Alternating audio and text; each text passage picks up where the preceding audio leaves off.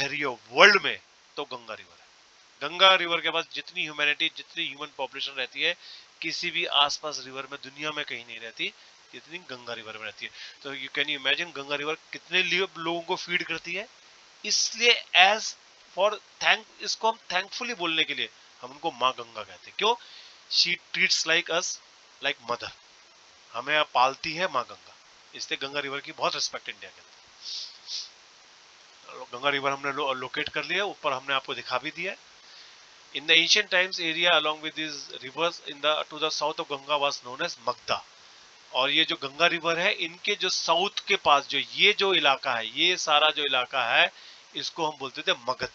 Magadh means current Bihar, जहां पर India के सबसे हाईएस्ट मतलब बहुत पावरफुल किंग हुए। एक से एक बड़े किंगडम और एक से एक बड़े पावरफुल किंग्स इस रिवर के आसपास बिहार में हुए हैं। ठीक है, जैसे रूलर्स कौन कौन से, अभी हम उसमें आगे देखो भी आएंगे। Its rulers were very powerful and set up large kingdoms. Kingdom or kingdoms was set up on in the other parts of the country as well. इसके किंग्स बहुत, जैसे इसके कौन थे कि मगध के बिंदुसार थे, अशोक थे, चंद्रगुप्त मौर्य थे। ये बहुत बड़े बड़े किंग्स थे, बड़ी बड़ी आर्मीज थी। और अशोक की तो कहते हैं कि ऑलमोस्ट अफगानिस्तान से आगे ईरान तक अशोक का किंगडम था। वहां पर अभी भी मैन्यूस्क्रिप्ट मिलती है जिसमें किंग द ग्रेट अशोका के बारे में बताया गया है। तो मींस उनका किंगडम वहां तक था। Throughout, people traveled from one part of the subcontinent to the another part. The hills and high mountains, including the Himalayas, वो travel करते थे हर जगह पे। They used to cross all these Himalayas, deserts, rivers and seas, made journey dangerous at times. बहुत खतरनाक journeys होती थी, बड़ी एडवेंचरस जर्नी होती थी, बट कोई व्हीकल नहीं होता था। They used to walk alone. They used to walk on foot. उस पे ही चलते थे। सोचो कितने कितने सालों चलते होंगे तो एक जगह क्रॉस करते थे। They used to walk for days and hours and months, तब एक जगह से दूसरी जगह पहुंचते थे। मतलब आदमी का घूमने का हमेशा ही रहा है। आपने एक जगह पे सेटल नहीं, वी आर नॉट ट्रीज, हम लोग एक जगह पे नहीं रख सकते। हमारा घूमने, कोविड के टाइम पे आप लोगों को याद हो हम कैसे घरों में बंद हो गए थे, हम लोग कितने परेशान हो गए थे। पर जैसे कोविड खत्म हुआ हम कैसे बाहर भागे। हर जगह पे फुल है आज की डेट में, कहाँ भी जाओ घूमने के लिए। आप भी कई जगह पे घूम के आओगा। इट्स अ गुड आइडिया कि कमेंट बॉक्स में आप मुझे बताओ कि आपने पीछे कहाँ कहाँ घूमा, कोविड जब खत्म हुआ तो आप पेरेंट्स के साथ कहाँ कहाँ गए।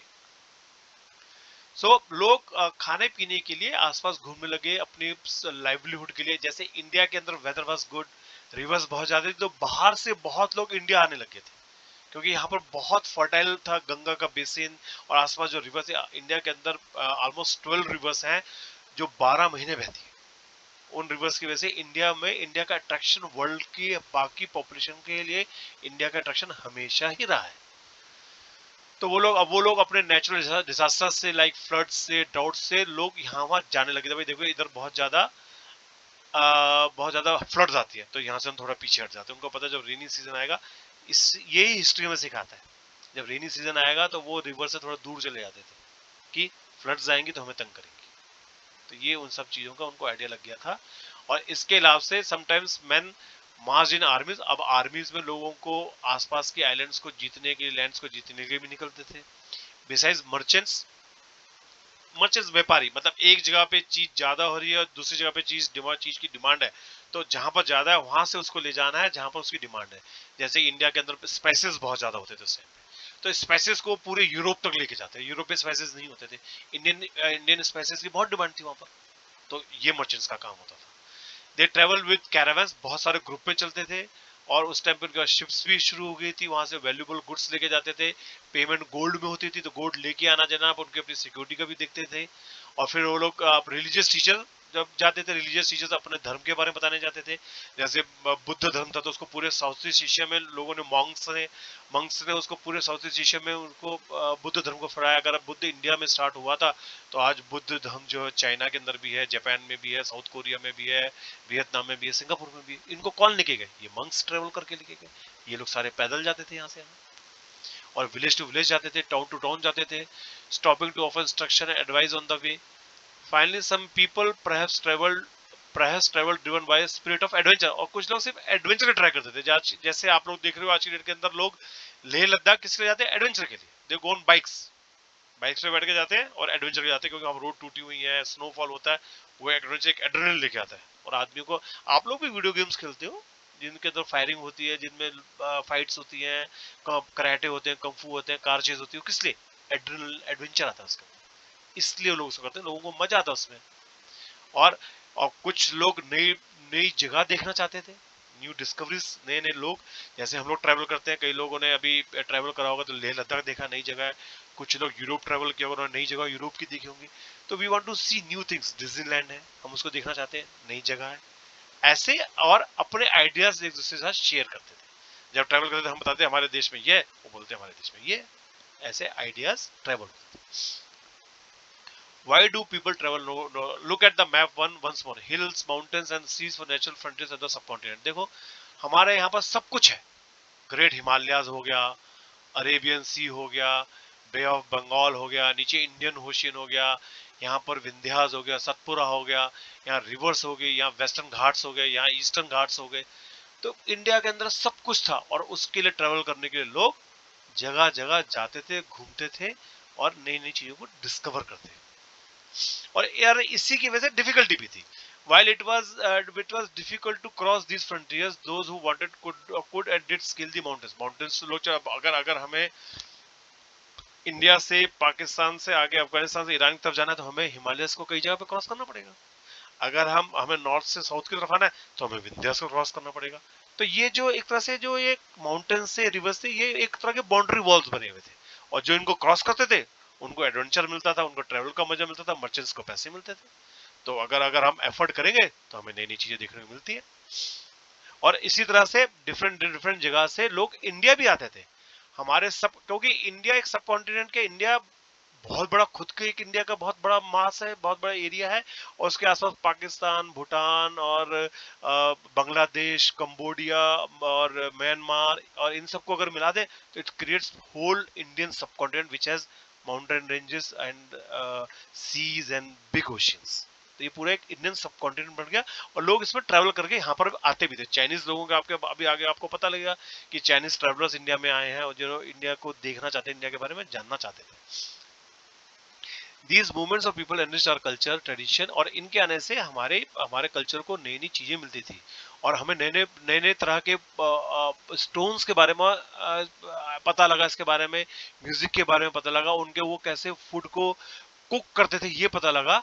और ये हमें कैसे पता लगा? ये सारे इन्होंने स्टोन के ऊपर उसकी कार्विंग है, वो बताया गया है कि ये आए थे, इनके बारे में आया।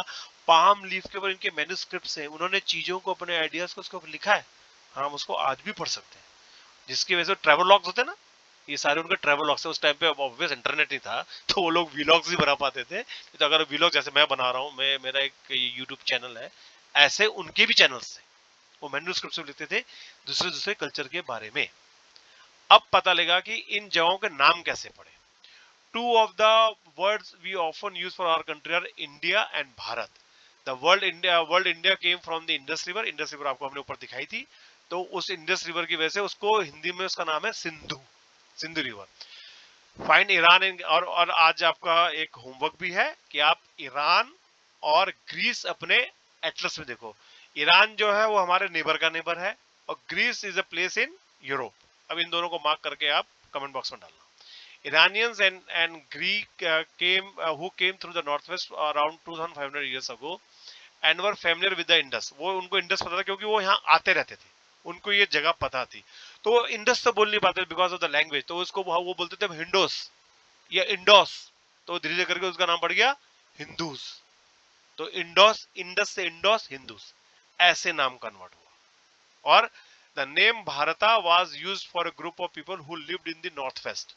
नॉर्थ वेस्ट जो अभी आपको दिखाया था हमने, नॉर्थ और वेस्ट, अफगानिस्तान, पाकिस्तान, जो इस तरह के इलाके में जो रहते थे उनको बोलते थे भारत, भारत के रहने वाले थे। और इसका मेंशन हमारे वेदास के अंदर भी है। देयर आर 4 वेदास, उनमें से एक वेदा है ऋग्वेद, बाकी 3 के नाम आप पढ़िए और कमेंट बॉक्स में बताइए। The earliest composition is in Sanskrit, dated to about 3500 years ago. Later it was used for the country. तो भारत जो एक नाम है वो हमारे ऋग्वेद में भी इसके बारे में बताया गया है। और जो राम के एंसेस्टर्स थे उनमें एक नाम था शकुंतला, उनके बेटे का नाम था भरत, उससे भी हमारा नाम भरत पड़ा है। इनके बारे में आप पढ़िए। राम के एंसेस्टर्स कौन थे? राम से पहले दशरथ थे। राम का जो वंश था उसको बोलते थे इक्ष्वाकु वंश। इसके बारे में, इक्ष्वाकु वंश के बारे में पढ़िए, राम के एंसेस्टर्स के बारे में पढ़िए, तो आप ऑटोमेटिकली भरत के बारे में जानेंगे। ये एक अच्छी चीज रहेगी जानने की। Finding out the past. There are several ways of finding out about the past. One is the search of read books that are written. वो मैन्युस्क्रिप्ट्स होती थी, वो बुक्स होगी, उनको हमने बहुत पहले इसके बारे में हमने पढ़ा है, लिखा गया था, उसको हमने पढ़ा भी है। Those are called manuscripts. जो कि चीजें हाथ से लिखी हुई हैं उसको हम मैन्युस्क्रिप्ट्स बोलते हैं। लैटिन वर्ड में मेन्यू का क्या मतलब है? हैंड। तो मैन्युस्क्रिप्ट्स बनी हुई हैं, उससे हमें हमारे पास्ट के बारे में पता लगता है। डिफरेंट डिफरेंट उन्होंने अपने लोगों ने अपने ट्रेवल लॉग्स लिखे हुए हैं, जिन्होंने ये सब चीजें देखी पढ़ा है। डिफरेंट किंग्स ने अपने किंगडम के बारे में लिखवाया था, तो उससे हमें पता था कि उस टाइप के लोग कैसे रहते थे और उस टाइप पे क्या क्या होता था, किंग्स क्या क्या करते थे।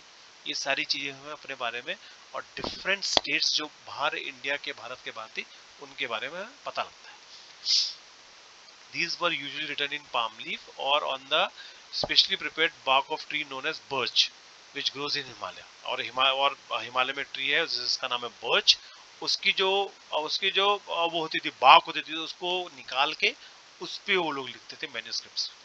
तो पाम लीफ होगी, मैन्युस्क्रिप्ट किस किस चीज पे लिखेगी? मैन्युस्क्रिप्ट लिखते कैसे हैं? हैंड से। लिखा किसके ऊपर? पाम लीफ के ऊपर और बर्च ट्री की बार्क। और page of a palm leaf, इनमें ये देखिए, ये वो पेज है पाम लीफ, ये वाला पेज, ये पेज है पाम लीफ, ये ये a page of a palm leaf manuscript. The manuscript was written about 1000 years ago. 1000 years से देखो, उसको संभाल कर रखेगा। क्या बात है यार, हमारे तो कल की चीजें मिलती है, इन्हें 1000 इयर्स को संभाल कर रखा। The palm leaves were cut into pages and tied together to make a book. इसको काट काट के देखिए, ये होल है और इसको बुक की फॉर्मेट यहाँ बनाया गया था। ये बुक की फॉर्मेट में बनाई, इसको होल में उन्होंने बाग को डाल डाल के इसको बुक की फॉर्मेट में क्रिएट कर दिया था। और इसको ऑफन, इसको कहाँ रखा जाता है? Often preserve in temples and monasteries, जहाँ पर मंक्स रहते हैं उसको मोनेस्ट्रीज बोलते हैं। टेम्पल्स में हम लोग जाते हैं, यहाँ पे इनको संभाल कर रखा जाता था। These books dealt with all kind of subjects, religious subject होते थे, और लोगों की प्रैक्टिस क्या होती थी, किंग्स कैसे रहते थे, मेडिसिन के बारे में, साइंस के बारे में, इन मैन्युस्क्रिप्ट्स में सबके बारे में लिखा गया। मतलब इस मैन्युस्क्रिप्ट को साइंटिस्ट ने भी लिखा है, किंग्स ने भी लिखवाया है, ट्रैवल वालों ने भी लिखा है, रिलीजियस ब्रीफ वालों, सबको इसके लिखने का आइडिया था। तो we have got a collective knowledge of all this people, जिसके इनके बारे, इनके पास्ट के बारे में हमें अच्छे से पता लगा। Beside these were epics, poems होती थी, उसके ऊपर प्लेज होते थे, हर चीज के ऊपर उन्होंने मैन्युस्क्रिप्ट्स बनाई हैं। Many of these were written in Sanskrit, other were written in Prakrit languages used by। Sanskrit जो होते थे वो स्कॉलर्स यूज करते थे, पंडित्स एंड अबव वाले लोग, और जो प्राकृतिक कॉमन मैन की लैंग्वेज थी, और साथ में अपने साउथ की तमिलनाडु की लैंग्वेज तमिल, इन सभी ये मैन्युस्क्रिप्ट्स लिखी हुई थी। We can also study inscription. Inscription माने क्या होता है? किसी भी हार्ड सरफेस पे कोई चीज को खोद के लिखना। अगर हम किसी भी हार्ड सरफेस पे कोई चीज खोद के लेंगे, जिसको एनग्रेविंग भी कहते हैं आजकल जो लोग कराते हैं, तो एनग्रेविंग क्या होती है? वो बहुत परमानेंट सी चीज हो जाती है, वो बहुत देर तक रख सकते हैं और वो खराब नहीं होती उसके। इसलिए इंस्क्रिप्शन भी हेल्प कर रही है हमारे हमारे पास्ट में जानने के बारे में। मैन्युस्क्रिप्ट भी हमें हेल्प कर रही है, साथ में इंस्क्रिप्शन तो और अच्छे से करी, क्योंकि वो परमानेंट है। मैन्युस्क्रिप्ट तो शायद फिर भी खराब हो सकती है, पर इंस्क्रिप्शन को खराब होने में बहुत टाइम लग सकता है। ठीक है, these are written in relatively hard surfaces such as stone or metal. Sometimes kings got their